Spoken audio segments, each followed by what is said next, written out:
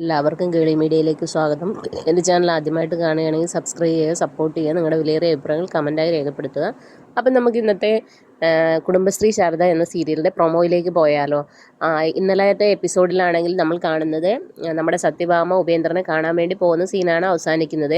ഇന്നലെ രോഹിത്തും വിഷ്ണുവൊക്കെ ഭയങ്കര സീനൊക്കെ ആവുന്നുണ്ട്. അതിനുശേഷം സത്യഭാമ ഒരു ഉറച്ച തീരുമാനം എടുത്തിട്ട് നമ്മുടെ ഉപേന്ദ്രനെ കാണാൻ വേണ്ടി പോവുകയാണ്.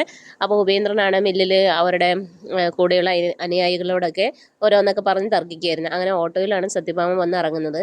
അങ്ങനെ സത്യഭാമ വന്ന് ഇറങ്ങി ഉപേന്ദ്രനെ തപ്പുകയാണ്. അപ്പോൾ ഉപേന്ദ്രൻ നോക്കി വരുന്ന സമയത്ത് ഉപേന്ദ്രനും കാണുന്നു. അങ്ങനെ ഉപേന്ദ്രൻ്റെ അടുത്ത് ചെന്നിട്ട് കാര്യങ്ങളൊക്കെ പറയുന്നു.